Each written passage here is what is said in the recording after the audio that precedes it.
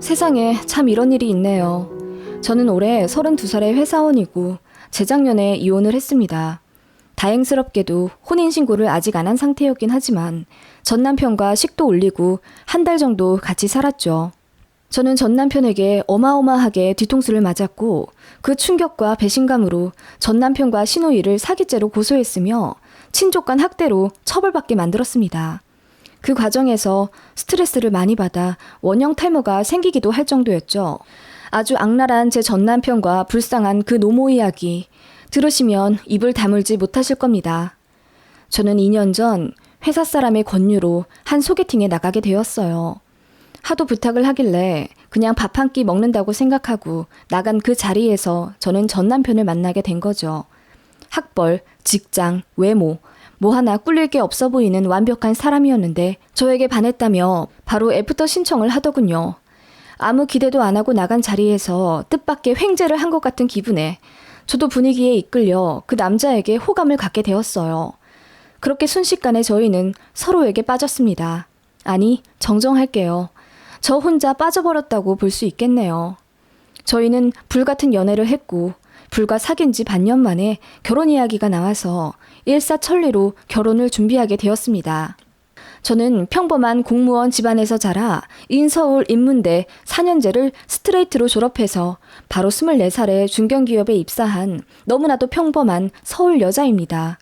그렇게 쭉 회사 다니면서 재미없게 살았고 중간중간 연애는 물론 했지만 저는 주로 차이는 쪽이었습니다. 제가 너무 착해서 매력이 없다더군요. 많은 남자들이 처음엔 제 고양이 같은 외모에 반해서 다가왔지만 생각보다 저는 쑥맥이었고 비도덕, 비윤리적인 것을 아주 혐오해서 다른 생활 스타일이었어요. 그리고 의리라는 걸 참 중요시해서 남자친구가 있으면 남자친구가 싫어할 만한 짓을 아예 하지 않았습니다.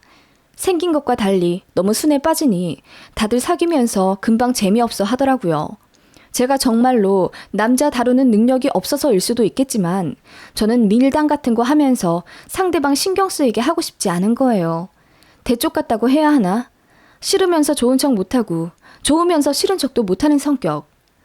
그런 저는 남자 앞에서 자신감이 많이 떨어졌는데 소개팅으로 만난 그 남자는 오히려 그런 제 성격이 너무 좋다고 하니 혹하지 않겠어요? 나는 여우 같은 여자 딱 질색입니다.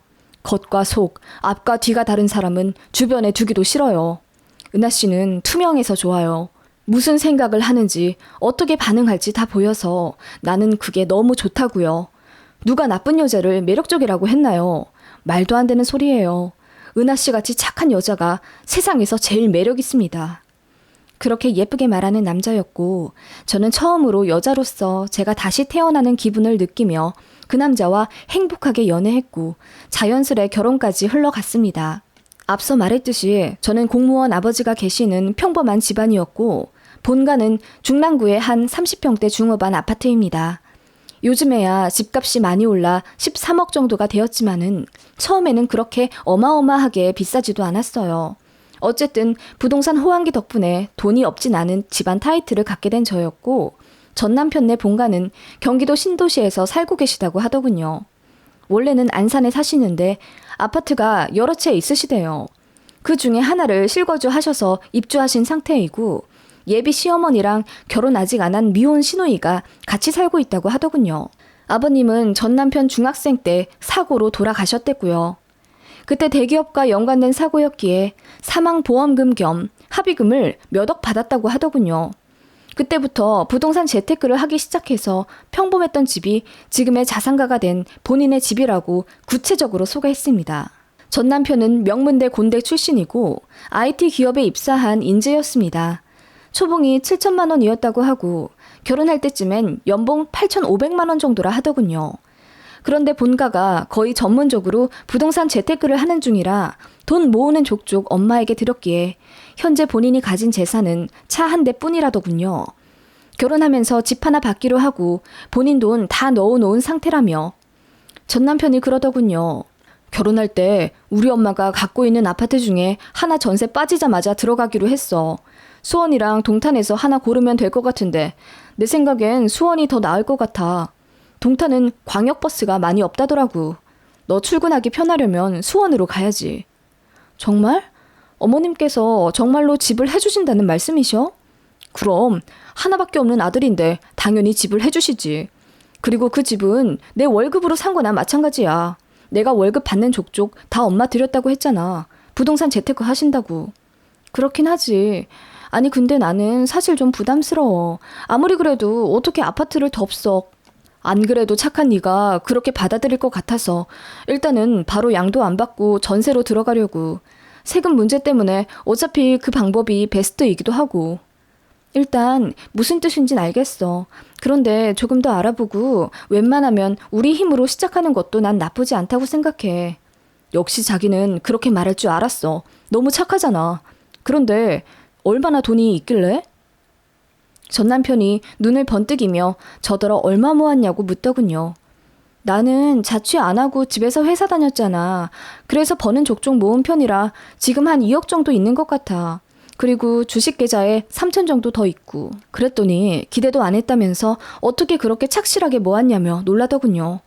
그러더니 며칠 뒤 계획이 바뀌었다면서 제가 모은 돈이랑 본인 회사에 복지 차원으로 저금리 대출을 해주는데 그거 이용해서 2억 정도 대출 땡겨 받은 뒤 수도권 아파트에 매매해서 들어가자고 하더군요. 그런데 그거 받으려면 혼인신고를 해야 한다며 도장부터 들이대길래 그건 좀 아닌 것 같아서 제가 거절했습니다. 그랬더니 삐지더라고요. 지금 생각하면 전 남편의 행동이 전형적인 가스라이팅이었던 것 같습니다. 본인이 거부당한 것 같아서 너무 자존심 상하고 이럴 거면 헤어지잔 식으로까지 말을 하길래 제가 너무 당황했어요. 저도 좀 순진한 구석이 있던 터라 제가 좋아하는 남자가 그렇게 나오니 어쩔 줄 모르겠더라고요. 그런데 그 와중에도 혼인신고는 절대로 안 했습니다. 그건 진짜 제가 한 것 중에 유일하게 칭찬할 만한 일이었어요. 전 남편은 제 고집을 꺾지 못하고 결국 다른 금융대출로 본인이 반 정도 채워서 아파트값 마련하겠다 하더군요. 그리고 예비시댁에서 아파트 하나 팔리는 대로 빚 메꾼 후 저희가 산 집을 다시 팔아서 더 인프라 좋은 아파트로 이사 가기로 아주 구체적으로 계획을 짜더군요. 제 앞에서 예비시모랑 통화까지 막 하면서 언제 계약을 하네, 자금이 어쩌네 대화를 했고 신우이랑 집 관련 얘기로 카톡 대화한 것도 저에게 보여주면서 본인의 재정은 이렇게나 탄탄하고 미래를 체계적으로 구상해 놨다는 식으로 어필을 하더군요. 그 모습에 속지 않을 사람이 얼마나 될까요? 전 남편네 집에서 갖고 있는 아파트는 4채나 되었고 시가로 70억 정도는 된다더군요. 세금 처리했던 것들 서류도 막 보여주면서 이건 동탄 아파트 잔금 처리할 때 받은 영수증이고 이건 위례 아파트 양도세 낼 때 증빙 자료라며 뭘 막 들이대더라고요. 봐도 잘 모르겠긴 했는데 아무튼 간에 부자란 건 알겠더라고요. 회사도 확실하고 신원도 확실한 사람이니 더 의심할 바도 없었고 솔직히 제 입장에서는 차고 남는 신랑감이죠.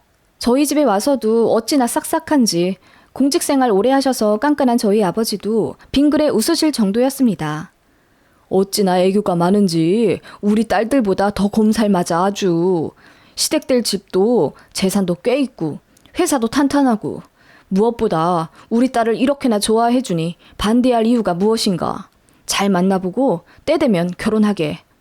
그렇게 저희 친정 부모님한테까지 합격 목걸이를 얻은 저희 전 남편은 본인 집에 인사를 가자고 하더군요. 그래서 주말에 꽃이랑 한우 사들고 예비시댁으로 갔어요. 신도시 아시잖아요. 무슨 도로가 그렇게 넓은지 왕복 10차선은 되는 듯하고 동네 전체가 모두 새 것이었습니다. 작은 슈퍼조차 없는 번쩍번쩍한 새 동네요. 아파트마다 높이는 얼마나 높은지 저 동탄 처음 가본 거였거든요. 너무 좋더라고요. 그런 곳에 한 신축 아파트로 전 남편이 운전해 들어가더군요. 가니까 예비 신호이만 계셨어요. 예비 신모는 급한 계약건이 있어 잠깐 나가셨다고 하길래 아쉬운 마음을 뒤로한 채 예비 신우랑만 얘기를 나눴습니다. 그런데 집이 정말 모던하더라고요. 신우의 취향대로 집이 꾸며진 건지 어르신들 사시는 것처럼 안 보이더군요. 집이 좀 영하죠? 우리 엄마 취향이 좀 젊으셔. 그나저나 결혼한다고. 잘 살아요. 나 절대로 신우의 짓은 안 할게. 걱정하지 마. 하시면서 귀엽게 웃으시더라고요. 웃는 모습이 전 남편이랑 똑 닮아서 왠지 모르게 정감이 갔어요. 집을 간단히 둘러보는데 와인과 양주가 엄청 많았고 주로 블랙으로 인테리어가 되어 있었습니다. 누가 보면 남자 혼자 사는 집인 줄요. 게다가 어르신이 댁에 사시면 소파도 굉장히 크고 의뢰에 안마의자도 하나씩 있지 않나요? 그런데 거실에는 1인용 리클라이너 소파만 하나 덩그라니 있었으며 아무리 봐도 어르신이 편히 계실 만한 곳은 아니다 싶더군요. 그래도 뭐 취향이 그러시다니 놀란 마음 뒤로 한 채 애써 수긍했죠. 신호와 그렇게 기분 좋은 첫 대면을 했고 시부모님이랑은 나중에 만나 뵙기로 한 뒤 저희는 본격적으로 예식장과 신혼여행 계약, 스드메, 신혼 가구 가전 등을 알아보러 다녔습니다. 시부모님을 아직 못 뵌 게 찜찜했지만 시어머니 될분과는 종종 통화했어요. 너무 바쁘시다며 아무래도 상견례 때나 볼 것 같다고 하시길래 깜짝 놀랐습니다. 그래서 제가 친구들에게 상담하니 요즘은 결혼 전에 한 번 정도 인사 가고 바로 상견례 간다는 거예요. 예전에야 여러 번 왕래하며 얼굴 익히고 정 붙인 다음에야 결혼했지. 요즘은 그렇지도 않다길래 그런가 보다 했습니다. 전 남편도 그런 식으로 저를 엄청 달래더군요. 시어머니 자주 뵈서 뭐해. 자기한테 불편하기나 하지. 자기도 결혼하면 알걸? 쿨한 시부모님 만나는 게 얼마나 복받은 일인지. 그런 게 아니라 우리 결혼에 아예 관심이 없으신 건 아닐까? 아니면 내가 마음에 안 드신다거나. 그건 절대 아니야. 전 그렇게 불안하면 내가 다음 주 중에 어떻게든 엄마랑 자리 만들어 볼게. 그렇게 만들어진 예비 시모와의 저녁 식사 자리였습니다. 어머님 안녕하세요. 이제야 뵙게 되네요. 너무 뵙고 싶었어요. 제가 살갑게 인사를 하자 예비 시모가 정말 밝은 얼굴로 저를 맞아주시더라고요. 반가워요. 우리 아이랑 결혼한다니. 가족이 돼주어서 고마워요. 제가 더 감사합니다. 너무 바쁘시다고 들었어요. 그리고 몇 년 뒤에 저희 아파트 해주시겠다고 하셨다던데 덥석 받아도 되려나 모르겠어요. 너무 감사해서 죄송하기까지 할 정도예요. 그 정도야 뭐 괜찮아요. 부담 갖지 말아요. 어차피 아들 하나 주려고 계획해둔 건데요 뭐. 감사합니다. 어머님 참 그런데 오른쪽 무릎이 안 좋으시다고 하지 않으셨어요? 바쁘신데 저희 회사 근처까지 오시고 혹시 다음에 식사 모실 일 있으면 제가 어머님 쪽으로 갈게요. 이 나이 먹은 사람들 하나씩 다 아프죠. 뭐 개의치 말아요. 하시며 깔깔 웃는 명랑하신 시어머니셨고 화기애애한 식사 시간을 보냈어요. 그런데 어머님이 계속 시계를 보시더니 뭔가 초조하다는 식으로 남편을 채근하더군요. 아, 1시간 됐다. 나는 이제 가볼게요. 네? 아, 네, 바래다 드릴게요. 괜찮아요. 상견례 때 봐요. 그렇게 먼저 일어나신 예비 시모를 보는데 전 남편에게 미리 들어 오른쪽 무릎이 안 좋다고 한 것과 다르게 왼쪽을 저시더라고요. 이상하게 생각은 했지만 뭐 양쪽이 다 아프신가 보다 하고 넘겼죠. 그렇게 수월하게 결혼 준비를 했고 마침내 상견례까지 하게 되었습니다. 상견례 때 역시 그 예비 시모는 딱 1시간만 있다가 가시더라고요. 일정이 있으시다면서요. 저희 부모님은 사실 좀 불쾌해하시긴 했지만 예비 시모가 너무 미안해하면서 다음에 식사 꼭 대접해드리겠다고 거듭 사죄하기에 그냥 알겠다고 했죠. 그때 알았어야 했는데 아무튼 저희는 결혼식이랑 신혼여행까지 아무 일 없이 순탄하게 잘 치렀습니다. 조금 이상한 점은 남편의 고향 친구들과 만났을 때였어요. 제가 신부 대기실에 있을 때였습니다. 남편의 오랜 친구들이라는 소위 불알 친구들이 대거 들어왔고 저더러 예쁘다느니 너무 참하게 생기셨다느니 칭찬을 늘어놓으시길래 좀 부끄러워하고 있었습니다. 그때 어떤 친구분이 이러시더군요. 요즘 같은 시대에 그런 시어머니 있는 집에 시집 간다는 사람도 드물 텐데 재수 씨는 정말 마음이 천사처럼 고우신가 봐요. 네? 그게 무슨... 저 같으면 많이 생각했을 것 같거든요. 저 자식이 여자한테 잘하긴 하니까 너무 스트레스 받진 않을 거예요. 네? 아니... 그때 전 남편이 새신랑 차림으로 급하게 들어와 그 친구들을 데리고 밖으로 나갔고 고개를 갸웃하긴 했지만 그날 워낙 정신이 없어서 그 의아함도 바로 묻히게 되었습니다. 그렇게 결혼식을 끝내고 신혼여행도 다녀와 피곤한 몸을 누이며 신혼집에서 남은 휴가를 보내고 있었어요. 원래도 참 자상한 편이던 전 남편이 제 전신을 마사지 해주며 결혼해줘서 다시 한번 고맙다고 달콤하게 인사를 해주더군요. 응, 나도 고마워. 당신 같은 사람 만나려고 그동안 연애도 제대로 못했었나 봐. 그렇게 생각해준다니 고마워. 우리 무슨 일이 있어도 절대로 헤어지지 말자. 당연하지. 주례 앞에서 맹세했잖아. 아무리 힘든 일이 있어도 같이 잘 이겨내보자. 정말? 정말이야? 아무리 힘든 일이 있어도 정말 같이 극복할 거야? 나 자기 믿어도 돼? 그럼 그게 부부 아니겠어? 역시 내가 결혼 하나는 잘했어. 자기처럼 착하고 천사 같은 사람 만난 나는 평생 자기한테 절하면서 살아야 돼. 아무튼 그 마음 절대 잊지 마. 무슨 일이 있어도 아무리 힘든 일이 있어도 어디 가지 않기로. 그렇게 전 남편은 저를 바라보며 신신당부를 하다가 그걸로는 모자랐는지 갑자기 종이를 꺼내와서 서약하자고 하더군요. 이게 뭐야? 두 사람은 어떠한 시련이 와도 무슨 일이 있어도 절대로 헤어지지 않고 고통을 감내하며 같이 이겨내기로 약속한다. 이를 어길 시 10억을 상대에게 주기로 약속한다? 아니, 이게 뭐야? 그리고 언제 이걸 쓴 거야? 전 남편이 가져온 이상한 서약서를 보며 제가 헛웃음을 치자 전 남편이 웃으며 그냥 농담 삼아 만든 거긴 한데 저희 둘의 신뢰를 위해 꼭 서약해줬으면 좋겠다고 하더군요. 10억이라니 어이가 없어서 제가 초딩이냐고 물으니 장난스럽게 제 지장을 억지로 찍으며 껄껄 웃길래 저도 아무 생각 없이 웃고 넘어가고 말았습니다. 지금 생각하면 너무 어이없고 소름 돋는 전 남편의 행동이었죠. 그렇게 행복한 신혼생활을 보내는 중 결혼식 후, 그러니까 한 2주 되었을까요? 전 남편이 퇴근 후 저랑 할 얘기가 있다며 진지하게 각을 잡길래 무슨 일이 있나 싶어 걱정을 많이 했어요. 전 남편은 술상까지 차려놓고 과묵한 표정으로 제게 할 말이 있다더군요. 당신 나 많이 사랑하지? 그게 무슨 말이야. 사랑하니까 결혼했지. 그러면 저번에 서약한 대로 우리 약속한 대로 무슨 일이 있어도 날 떠나지 않는다고 맹세한 거 잊지 않았지? 그렇지. 근데 왜 그래? 무슨 일 있어? 사실 말이야, 내가 당신한테 미처 말 못한 게 있어. 너무 창피해서 말을 못했어. 그 말을 하면서 흐느끼듯 울더군요. 정말 아이처럼 꺽꺽 울길래 불쌍한 마음까지 들었습니다. 그 남자의 입에서 나온 말은 충격적이었어요. 사실 저번에 뵌 시어머니는 진짜 어머니가 아니라는 겁니다. 우리 엄마가 너무 창피해서 내가 숨겼어. 사실 그 사람은 알바야. 시간당 10만 원 주고 내가 고용한. 시어머니인 척 잘만 연기해주면 몇만 원 더 얹어주겠다고 하니 너무 연기를 잘하셔서 자기도 깜빡 속았지? 미안해. 뭐라고? 아니 그게 무슨 말이야. 오늘 만우절도 아닌데 무슨 거짓말을 그렇게 진지하게 해? 진짜야. 내일 날 밝자마자 널 데리고 어디 좀 가고 싶어. 그렇게 처연하게 울며 말하는 전 남편이었고 저는 무언가에 속았다는 배신감보다는 남편이 너무 미안해하고 서러워하니까 안쓰럽다는 마음이 먼저 들었어요. 그렇게 다음날 전 남편이 저를 차에 태우고 어느 허름한 시골집 같은 데 가더라고요.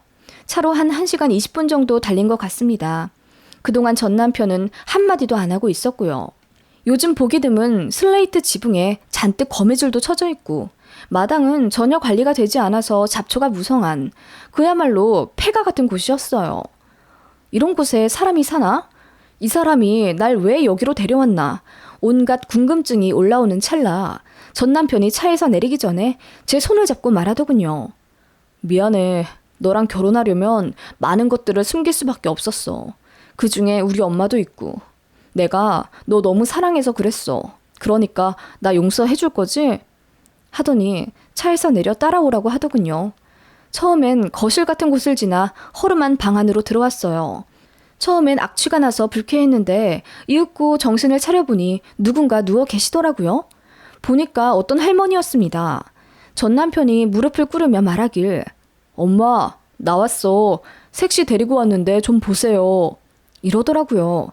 저는 기절초풍하게 놀랐죠. 손발이 덜덜 떨리더라고요. 웬 엄마라니? 무슨 말이야? 당신 지금 뭐해? 여긴 어디고? 이분은 누구시고? 사실 이분이 우리 엄마야. 중풍으로 쓰러져 계신 지 10년 정도 되었어. 뭐라고? 이분이 어머님이시라고? 당신 지금 무슨 소리 하는 거야? 아니 그러면 그때 배웠던 분이 정말로 어머님이 아니셨다는 거야? 이분이 진짜 내 시어머니시라고? 응, 미안해. 미리 말 못했어. 말하면 네가 헤어지자고 할까봐. 내가 너 정말 많이 사랑한다는 거 알잖아. 당신 정말? 제가 기가 막혀 아무 말도 못하고 있는데 전 남편이 어머님을 일으켜 세우더니 엄마, 이제 집에 가자. 이 사람이 이제 엄마 잘 모실 거야. 걱정하지 마. 하며 어머님을 일으켜 세우더라고요. 제가 그 황당한 모습을 지켜보는데 마침 누군가 집 안으로 들어오는 인기척이 또 느껴졌습니다. 보니까 신호이였어요. 신호가 저를 보고도 놀라지 않은 채 응, 올케 왔어? 좀 놀랐지? 내가 이틀에 한 번 정도 봐드리긴 했는데 그래도 기저귀 때문에 냄새가 좀 나. 그래도 잘만 갈아드리고 오늘 집에 가서 잘 씻고 그러면 냄새 안 나고 괜찮을 거야. 밥은 저기 캔에 들어있는 거 있지? 저거 먹여드리면 돼. 다른 건 소화 못 하셔서 저것만 먹여드리면 되거든. 그렇게 아무렇지 않게 인수인계를 하듯 말하는 신호이에게 저는 너무 놀라서 말조차 나오지 않았습니다. 아니, 그러면 동탄 그 집은 뭐예요? 거기서 같이 사신다고 했잖아요. 그 집은 사실 내 남자친구 집이야. 나는 거기서 얹혀 살고 있고. 뭐라고요? 제가 너무 놀라서 소리를 지르자 전 남편이 저를 꼭 안으며 말하더라고요. 미안해, 미리 말 못해서. 그래도 너라면 다 이해해줄 거라고 믿고 오픈한 거야. 당신 그랬잖아. 무슨 일이 있어도 어떤 시련이 와도 같이 극복해 나가기로. 당신 설마 내 조건 때문에 결혼한 건 아니지? 나 사랑해서 한 결혼이잖아. 그래서? 지금 이게 뭐 하자는 건데?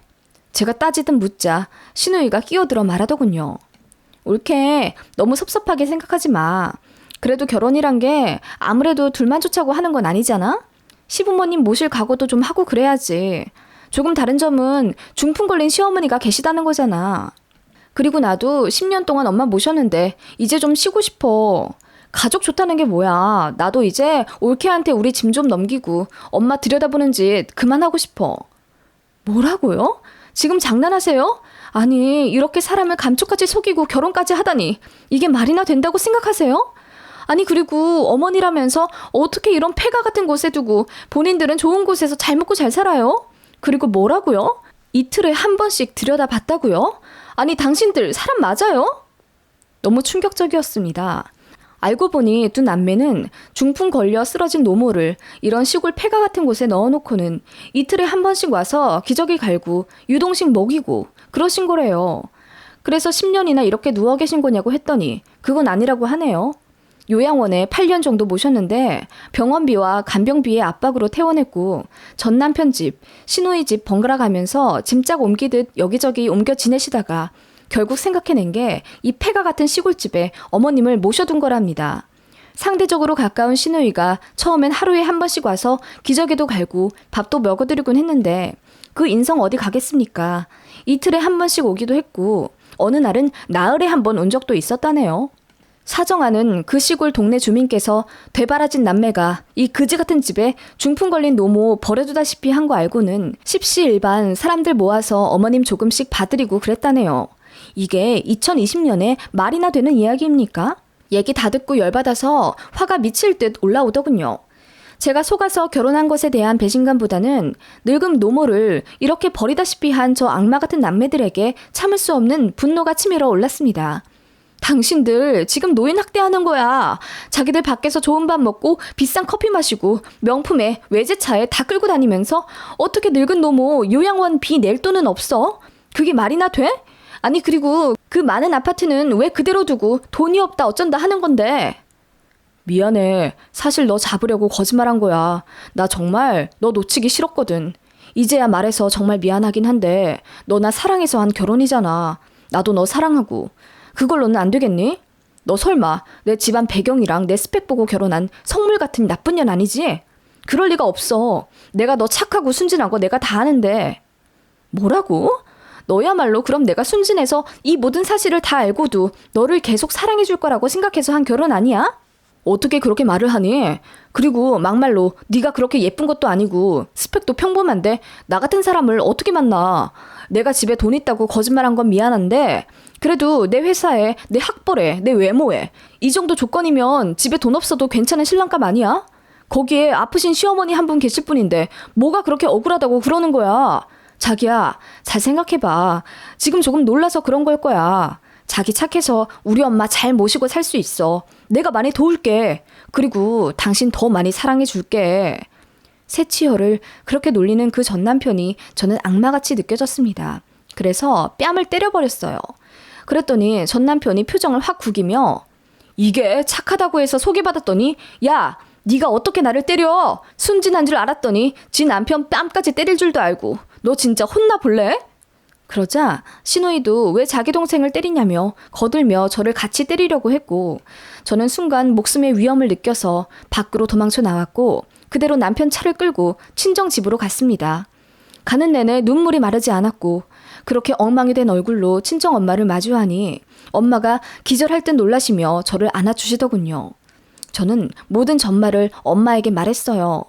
그랬더니 엄마 역시 뒤로 넘어가실 듯 얼굴이 하얗게 질리시더라고요. 어떻게 그런 불안당 같은 놈과 그 누나가 있냐며 한 사람 인생을 이렇게 망쳐놔도 되냐고 울분을 쏟아 부으셨습니다. 그렇게 저희 아빠까지 알게 되셨어요. 아빠도 너무 분노하셨지만 바로 이성을 찾으시곤 곧바로 변호사를 선임하자 하시더군요. 마냥 울고만 있을 수도 없는 노릇이고 저도 정신을 차렸죠. 바로 변호사 사무실에 가서 상담을 하니 고의적으로 저를 속였다는 증거가 필요하다고 하더라고요. 그러자 시어머니 인척 연기했던 그 중년 여성분이 생각났습니다. 그분만 와서 증인이 되어주면 될 것 같아서 제가 받은 시어머니 번호로 전화를 하니 제 전화를 안 받으시더라고요. 차단한 것처럼요. 본인 볼 일 다 끝났다 이거죠. 그래서 막막함에 전 남편을 소개시켜준 제 회사 선임에게 찾아가도 증거 될 만한 건 없더라고요. 저를 작정하고 속였다는 결정적인 증거가 필요해서 골똘히 생각해내다가 남편 차 블랙박스가 생각났어요. 제가 남편 차 타고 급하게 도망 나온 거라고 했잖아요. 그래서 생각나는 그 즉시 블랙박스 영상을 따냈습니다. 거기엔 남편과 제가 대화한 내용이 다 있었어요. 남편이 자기 입으로 고백하며 저랑 결혼하려고 속일 수밖에 없었던 것들. 그리고 그 안에서 제가 도망치듯 나오는 모습과 그 뒤에 손을 올리며 저에게 폭력을 행사하려는 전 남편의 모습까지 전부 영상으로 찍혔습니다. 그것과 카톡으로 전 남편과 주고받은 내용들 전부 복구했고 거기서 본인 어머니가 다 건강하신데 무릎만 조금 안 좋다고 거짓말한 부분과 아파트들 증여에 관해 저에게 허세 부리듯 이야기한 내용 등이 있어서 전부 제출했습니다. 전 남편은 제가 그러는 동안 차 가지고 오라고 난리를 쳤고 문자와 전화로 협박까지 일삼더군요. 당장 안 오면 폭행죄로 고소한다. 차량 가져간 거 절도죄로 고소하겠다. 엄포를 놓더니 급기야 신혼여행 다녀와서 썼던 그 각서 있잖아요. 무슨 일이 있어도 헤어지지 않겠다고. 만약 포기하고 도망가면 상대에게 10억 주기로 한 거요. 그 초딩도 안 할 만한 서약서를 사진으로 보내며 제 지장이 찍혀있으니 유효하다고 저더러 10억을 내라네요.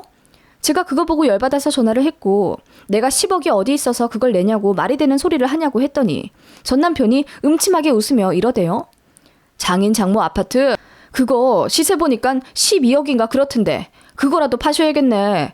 그러니까 각서의 지장은 함부로 찍으면 안 되는 거야. 하길래 제가 너무 열받아서 너 딱 기다리라고 했습니다. 그리고 바로 경찰서로 갔어요. 노인 학대건으로 신고할 사항이 있다고 하니 관련 부서로 저를 넘기시더군요. 거기서 다 말했습니다. 부양가족이 둘이나 있는데 요양원에 안 모시고 허름한 시골집에 버려둔 채로 길게는 3일까지 오지도 않아서 기저귀도 못 갈고 악취 엄청 풍기는 채로 밥도 거의 못 드신다. 썩은 나무 토막처럼 숨만 붙어 계신다 했더니 거기가 어디냐면서 당장 출동하겠다고 하더군요. 그런데 거기 주소가 죽어도 기억이 안 나는 거예요. 전 남편 차 내비로 찍고 간 게 아니라 전 남편 스마트폰 내비로 보고 간 거라 생각이 안 나더군요. 그래서 생각해내다 전 남편에게 전화를 걸었습니다. 저는 바로 연기를 시작했죠. 미안해. 내가 너무 놀라서 다른 생각할 겨를이 없었던 것 같아. 맞아. 나 당신 많이 사랑하니까 어머님도 품을게. 어머님 모셔오려고. 내가 어머님 모셔서 집으로 갈게. 그 시골집 주소가 어디야? 라고 했더니 전 남편이 멍청하게도 제 연기에 믿으며 고맙다고 주소를 알려주더군요. 바로 경찰 2명 대동해서 그곳으로 갔습니다. 경찰까지 출동하니 동네 어르신들이 다 나와서 구경하시더군요. 혀를 차며 말하시기를 자식 둘이 있는데 통 들여다보지도 않아서 이 양반 죽을 것 같길래 우리가 밥도 먹여주고 기저귀도 가끔 갈아주고 그랬어. 그거 알면서도 그 막대 먹은 연놈들은 고맙단 인사 한 번 안 하고 아주 인간 말종들이야.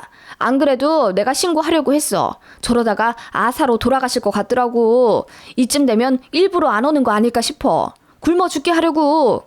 그러게 말이야. 그래도 정신은 똑바로 살아있는데 2년 동안 저기 갇혀서 얼마나 무서웠겠어. 그렇게 경찰들은 주민들의 증언을 모두 수집해 갔고 이윽고 전 남편과 시누이는 노인 학대 및 친족 상해로 체포되었습니다.